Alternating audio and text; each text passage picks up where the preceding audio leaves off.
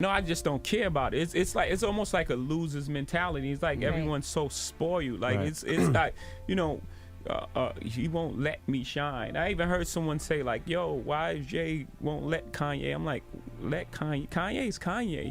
He's gonna do what he does. That's a loser's mentality. My albums came out with Outkast, Lauren, Q-Tip, all of them in 1 week.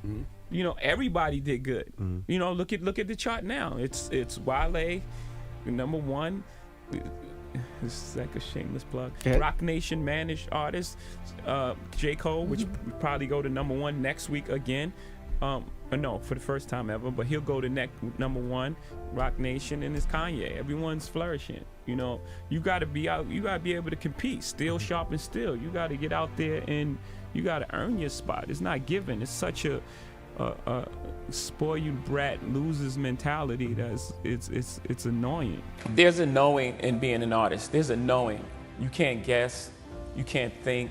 There's a knowing. You have to know that even if it doesn't work today, tomorrow, there's artists that I play that weren't popular at the time that I play more than I play current artists. Shuggy Otis, I suggest you just go look up Shuggy Otis. He was amazing. And at the time, it wasn't this hugely popular thing, but I think I think when it all said and done, we would play that music more than any other music, right? So you have to have this knowing that, okay, it may not work today, it may not work tomorrow, but this is the right thing, and this is what I'm doing, and this is what's feeding me. So that would be the best advice that I can give you. That knowing, just believe in what you're doing. And if you don't believe in it, then you're not doing it. You haven't figured out the thing that you do best yet. When you feel it and when you know, no one can tell you. You only have to be right once. I got up around 8. Had some breakfast. Ran a mile. It was really tough. I just came from Aspen. Yeah, you know, I just wanted to touch it a little bit. I mean, everyone can't be like you, man. I mean, it's gone away. So, you know, ran a mile. Then I went to the office, read a bunch of emails, read some more emails, downloaded some music legally. Had a meeting with some great people. I don't want to really say their name yet.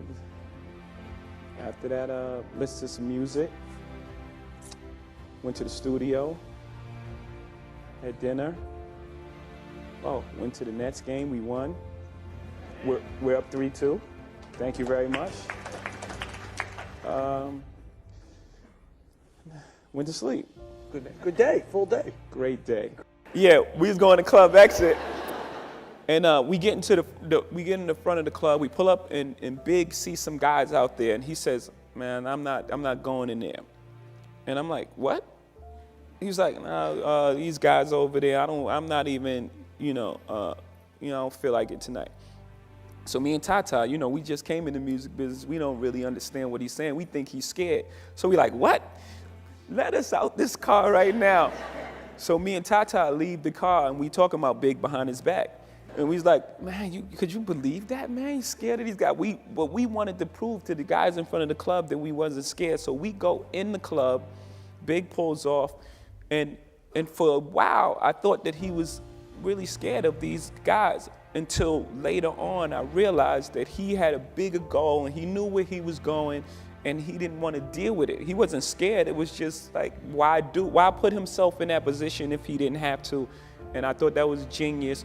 And I guess that helps me a lot as well. And I thought that question was great. Thank you. It's always good to compare yourself to people you look up to, right? Because you give yourself a high goal. You set high standards for yourself. And, pretty much the way he lived his life and the parallels and how he affected culture is what I strive to do. He had a record label and he owned Reprise Records and he released Jimi Hendrix. Kanye West is my Jimi Hendrix. My record label was roc-a-fella. Just compare yourself to the greats. Set the bar really high. Because all he can do is the best he can do. He's not a superhero. And it's unfair to place unfulfillable expectations on this man just because of his color. You're actually doing the opposite. It's like, what do you think is gonna happen? He's there for 8 years. And he has to undo what 43 presidents have done in 8 years. It's not fair. What do you think of the state of I'm not going to say just black leadership, leadership period, on the things you care about in the country? Who do you look at and say, this man or woman speaks for the things I care about? It's gonna be funny, but I find it funny. But my leadership, I like Dave Chappelle's, because he tells it in humor so you can deal with it. But it's always a nice chunk of truth in there. I can only assume, because I don't know the answer to that, except that, sometimes people's success, make people feel, instead of saying, wow, that person's successful and I'm inspired. Well, some people are. Some people are like, that person's successful, I'm a strive and I'm gonna be exactly where they are. And some people are just like, they got the reverse attitude, like their success means my failure. So I hate that success. So I have to make some kind of explanation of why they're here and why they shouldn't be here, and then why they wouldn't be here if this person was here. Who thinks like that? If you take that long to think, if you take that long to think about someone why they shouldn't be here, then you're good, and you should be doing something with that intelligence. Lock my body, can't trap my mind.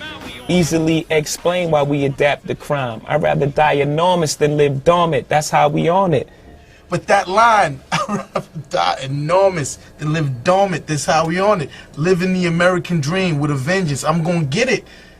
I don't give a f. I'm gonna get it. And you gotta understand the reason, right? Why does that guy think like that? Right? How do you arrive at that point? You got to also look at that. You have to look at that. You got to look at the environments and places we live in, and how things are set up, and how things are structured, and how we're always the last on the totem pole, even from our schooling to our roads to, everything that all the obstacles that's placed in front of us. Even our living conditions. You live in a project. Someone lives here, here, here, and here.